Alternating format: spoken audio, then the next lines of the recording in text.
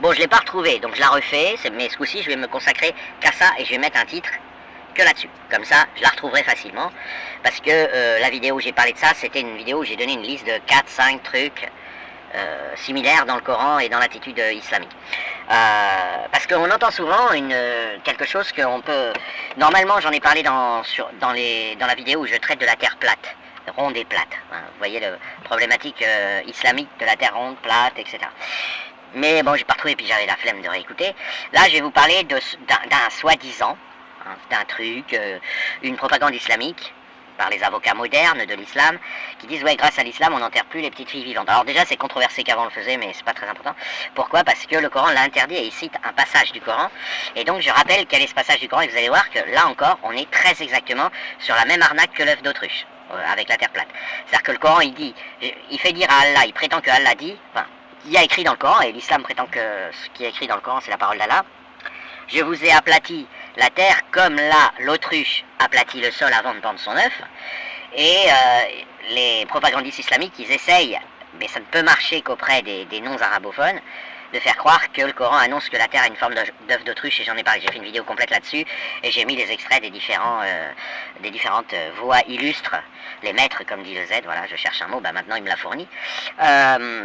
Donc concernant l'arnaque de le Coran aurait soi-disant interdit d'enterrer les petites filles vivantes, c'est faux. Voilà, il n'a rien interdit du tout et je vais vous dire comment il raconte la chose. Donc c'est un passage où Allah reproche aux gens, aux hommes à qui il s'adresse, parce qu'il s'adresse qu'aux hommes, il parle des femmes à la troisième personne, de lui attribuer des filles. Et il dit aux hommes à qui il s'adresse, hein, vous allez me le payer très très cher, c'est inique, ça vous m'avez attribué des filles, vous allez me le payer très très cher. Et pour illustrer, bon ça fait partie des passages du Coran qui interdisent le shirk. Voilà, je renvoie à ce que ça veut dire à mes autres vidéos ou à la documentation. C'est le pire péché de l'islam, le shirk, c'est l'association. Voilà. Et pour illustrer cet agacement, la colère d'Allah quand on lui attribue des filles, voilà ce qu'il dit. Il fait de l'humour noir. Il dit, vous vous rendez compte que vous vous attribuez des garçons, vous avez des garçons. Mais moi, Allah, vous m'attribuez des filles. Que des filles en plus, parce que c'est un passage où il est question que de filles. C'est pas un passage sur les chrétiens. Et là, il dit, mais vraiment, ça dépasse tout en offense, quoi. Donc déjà, il dit, en plus, vous dites que les anges, c'est des filles. Bon, ça, c'est pas son... Voilà, Allah, il fait de l'humour, il dit, ouais, en plus, vous féminisez mes anges. Non, mais vraiment, on aura tout vu, quoi. C'est un scandale, comme disait Georges Marchais, c'est un scandale. Vous m'attribuez des filles, vous féminisez mes anges. Mais en plus, vous avez des garçons. C'est pas que vous les attribuez, ça vous arrive souvent d'avoir des garçons. Mais en plus, bande de... quand vous avez des filles, pour un certain nombre d'entre vous, vous avez tellement honte d'avoir une fille que vous la tuez, vous l'enterrez vivante. Pour cacher à tout le monde que vous avez eu un enfant qui est une fille. Et moi, vous m'attribuez des filles. Quel scandale! C'est inique. Voilà comment s'est tourné le paragraphe. Donc à aucun moment il n'y a une interdiction, ou je ne sais quoi. Il fait une remarque en passant, en disant, vous vous rendez compte que vous, quand vous avez des filles, vous les tuez en les enterrant vivantes, parce que vous vouliez des garçons, ça vous plaît pas d'avoir une fille, vous l'enterrez vivante. Mais moi là, votre créateur, vous dites que moi j'ai eu des filles. Non mais c'est du foutage de gueule. Voilà.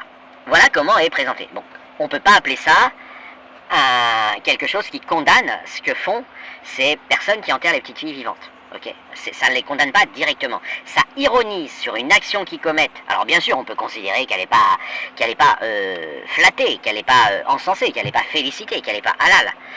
Mais c'est la manière dont c'est tourné, ils l'ironisent sur ce qu'ils font pour illustrer quelque chose qu'ils leur reprochent. Et à ce moment-là, ce qu'ils leur reprochent, c'est de lui attribuer d'avoir des filles, des déesses, elles ont des noms, je ne me rappelle plus lesquels.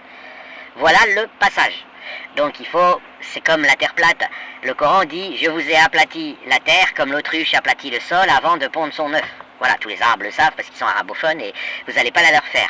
Et le Coran concernant les filles enterrées vivantes, c'est ça le paragraphe du Coran. Il y en a, et en plus il critique les filles. À un autre endroit, il fait critiquer les gens à qui ça va. Il dit, quand vous parlez des femmes, celles qui parlent de chiffon et qui s'occupent de choses insignifiantes, c'est pas, il dit voilà comment vous parlez des femmes, et il ironise là-dessus. Toujours dans ce même contexte, vous m'attribuez des filles alors que voilà ce que vous pensez des femmes. Mais à aucun moment il a l'air, voilà, il constate, Allah il constate, voilà comment vous voyez les femmes, et voyant les femmes comme ça, vous vous permettez quand même de m'attribuer à moi des filles, et vous pensez que ça va me faire plaisir. Voilà la situation réelle du Coran à propos des femmes et des filles enterrées vivantes. Enfin, des fillettes, des petites filles, des bébés enterrés vivants.